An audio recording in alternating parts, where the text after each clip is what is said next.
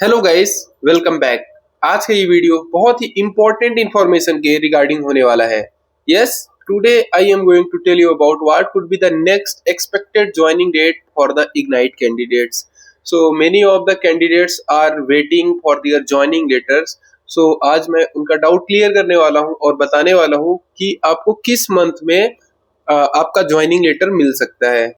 So without making any further delays, let's start the video. Guys, अगर मैं joining की बात करूं तो अभी हाल फिलहाल में बैच 49 और बैच 50 टीसीएस इग्नाइट की ट्रेनिंग कंप्लीट कर रहे हैं। तो जो बैच 49 था वो जून में ज्वाइन हुआ है और जो हमारा बैच 50 है वो 22 जुलाई के आसपास ज्वाइन हुआ है। तो considering the Ignite training is going to be held only for 4 months, so आप यहाँ से एस्टिमेट लगा सकते हो कि आपका ज्वाइनिंग लेटर किस मंथ में आ सकता है। यस, सो टीसीएस इग्नाइट की ट्रेनिंग तो 4 महीने की ही होती है। तो अगर आप जून से काउंट करते हैं, आपका जो ज्वाइनिंग लेटर है वो अक्टूबर के आसपास रिलीज हो जाएगा और आपकी ज्वाइनिंग जो है वो नवंबर में हो सकती है। इसके पहले ज्वाइनिंग लेटर आने का या ज्वाइनिंग डेट आने का कोई भी चांस नहीं है। So you have to wait until October for the further information from the officials. दोस्तों, जनरली जो ज्वाइनिंग लेटर होता है वो 1 महीने या 20 से 25 दिन पहले रिलीज होता है आपके ज्वाइनिंग डेट से।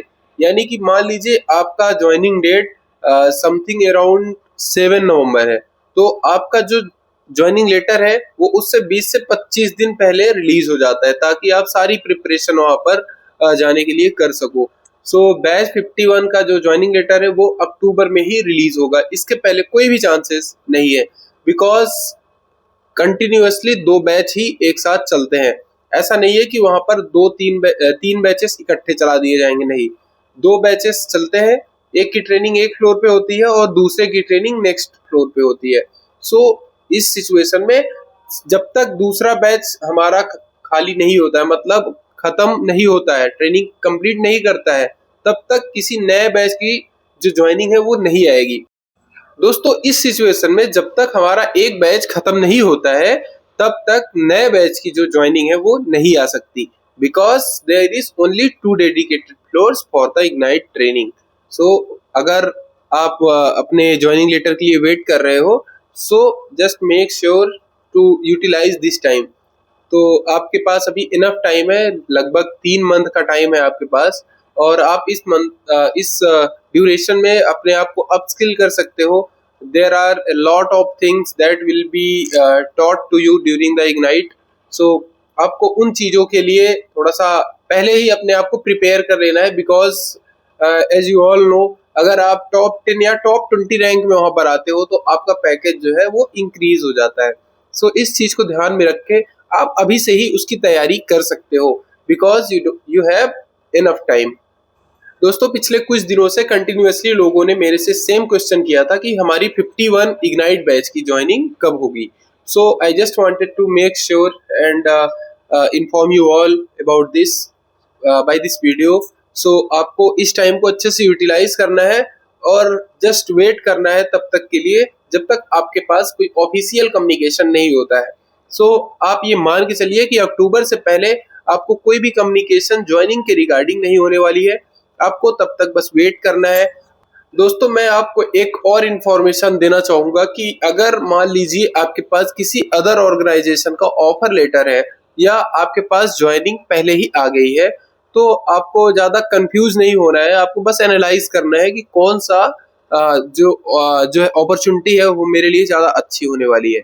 अगर आपके पास मल्टीपल ऑफर्स हैं और आपके पास ज्वाइनिंग डेट किसी अदर ऑर्गेनाइजेशन की उससे पहले आ जाती है, सो आपको अपना टाइम वेस्ट नहीं करना है। आपको सिंपली उस ऑर्गेनाइजेशन को ज्वाइन कर लेना है। बस आपको ये देखना है कि आपका जो ऑफर है वो किस रोल के लिए है। मतलब कि ऐसा मत करिए कि आप किसी non tech organisation, non tech role के लिए किसी दूसरे ऑर्गेनाइजेशन को ज्वाइन कर लीजिए। बिकॉज ये जो इग्नाइट की ट्रेनिंग होती है वो बहुत ही इनहेंस कर देती है। मतलब किसी एक कैंडिडेट को अगर कुछ भी नहीं आता, उसको at the end of the Ignite training उसको बहुत कुछ आने लगता है। सो इस चीज को आपको ध्यान में रखना है। दोस्तों, अगर आपका रोल टेक रिलेटेड है, तो आपको कोई भी ऑर्गेनाइजेशन का अगर ज्वाइनिंग लेटर आपके पास पहले आ जाता है तो उसको ज्वाइन कर लेना चाहिए, because waiting for anything is better than joining something. तो इस चीज को आपको ध्यान में रखना है, और अगर आपके पास अच्छी अपॉर्चुनिटी है तो आप डेफिनेटली ज्वाइन कर सकते हो। किसी भी ऑर्गेनाइजेशन के लिए इतना वेट करना मेरे अकॉर्डिंग सही नहीं है। But if you don't have any offer, just you can utilise your time by studying, because वहां पर ऐसी ऐसी टेक्नोलॉजी सिखाई जाएंगी जो आप पहले से अवेयर नहीं होते हो।